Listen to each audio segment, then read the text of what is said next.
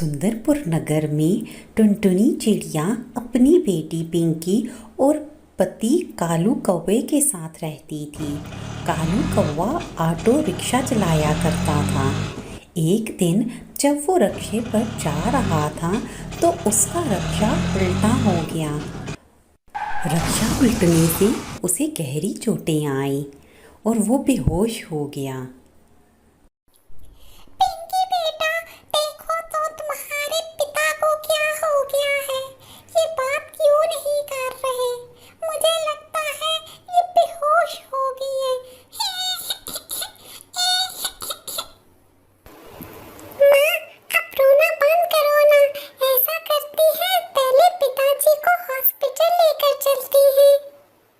इस तरह दोनों माँ बेटी कालू कौवे को लेकर अस्पताल पहुँचती हैं और चेकअप के बाद ये पता चलता है कि कालू कौवे का आधा शरीर काम करना बंद हो चुका है। बहन जी, मैं आपको कुछ दुआएं दे रही हूँ। ये आप दुआएं टाइम पर इनको देती रहें। ऊपर वाले ने चाहा तो ये थोड़े अरसे में ठीक हो जाएंगे। दुखी मन के साथ टुनटुनी चिड़िया कालू कौवे को लेकर घर आती है। घर आकर वो कालू कौवे के लिए परहेजी खाना तैयार करती है। कालू जी, खाना लेकर आओ। तकरीबन खाना तैयार है और ऐसे भी आपकी दुआओं का समय हो गया है। खाना खाकर फिर आपने दवाइयाँ भी लेनी है। टुनटुनी, मेरा खाना खाने को ज़रा मन नहीं है, इसलिए तुम आज खाने को रहने दो। नहीं जी, ऐसा नहीं हो सकता। आपने दवाइयाँ लेनी है। पहले आप कुछ खाएंगे, उसके बाद आप दवाइयाँ लेंगे। टुनटुनी, ऐसी ज़िंदगी का भला क्या फ़ायदा? इससे बेहतर था मैं मर गया होता। कम से कम मैं तुम पर बोझ तो ना होता। ऐसा करो, मुझे थोड़ा सा जहर दे दो। कालू जी, ऐसी बातें ना करो। आप जल्दी से ठीक हो जाओगे। बस आपकी दवाइयाँ वक्त पर लेनी है। टुनटुनी, मैंने अपनी बेटी और तुम्हारे लिए बहुत सपने देखे थे कि हम दोनों मिलकर अपनी बेटी को खूब पढ़ाएंगे और धूमधाम से शादी करेंगे। मेरे सब सपने टूट गए हैं।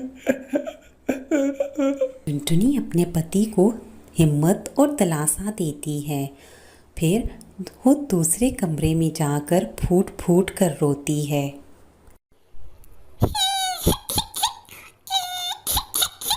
ना जाने मेरे घर को किसकी नजर लग गई। मैं अपने पति को हौसला दे आई हूँ, लेकिन मेरे पास तो खाने और दवाइयाँ लेने के पैसे भी खत्म हो गए हैं।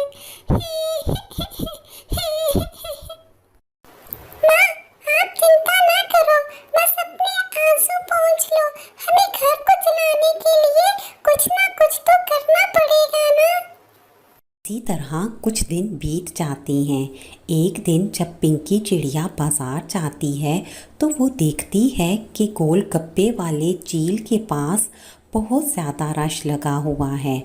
वो कुछ सोचकर वहाँ से वापस अपनी माँ के पास आती है और कहती है, मम्मा मम्मा, मैंने सोच लिया है।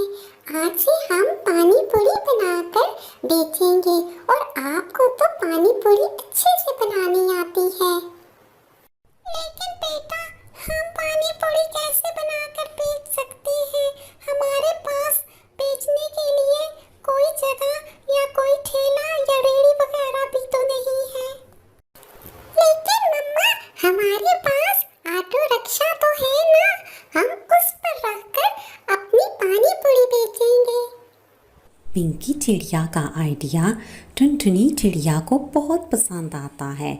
इस तरह अगले ही रोज़ वो दोनों माँ बेटी पानी पूरी बनाकर अपने ऑटो में बेचना शुरू कर देती हैं। टुनटुनी चिड़िया की बनाई हुई पानी पूरी सब पक्षियों को बहुत पसंद आती है। इस तरह टुनटुनी और पिंकी पानी पूरी बेचकर घर का खर्च चलाया करती हैं। कुछ ही दिनों में कालू कौवा भी ठीक हो जाता है और वो पूरा परिवार हंसी खुशी रहने लगता है।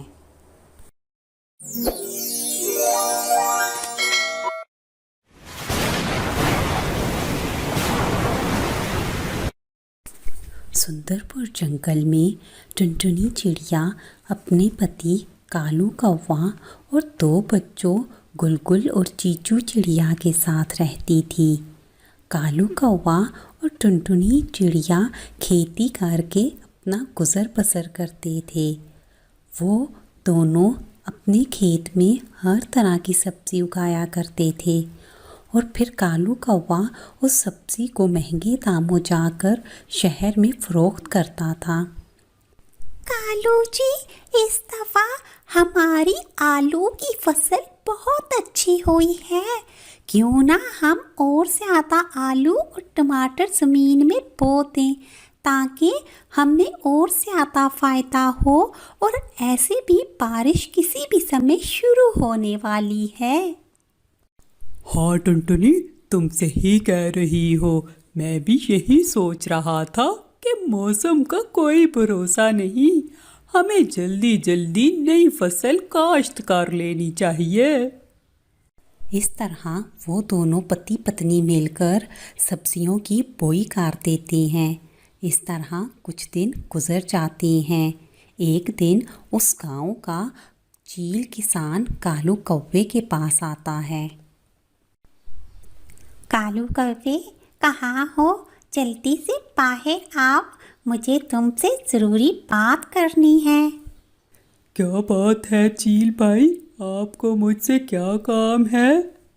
कालू कौवे, अपनी सब्जियों के साथ इस दफ़ा मेरी सब्जियां भी शहर जाकर बेच देना, क्योंकि मेरी पत्नी बीमार है और इस दफ़ा मैं शहर नहीं जा पाऊंगा। ठीक है चील भाई, आप फिक्र ना करें, मैं 2 दिनों तक शहर जाऊंगा और आपका काम भी कर दूंगा। फिर चील किसान वहाँ से चला गया।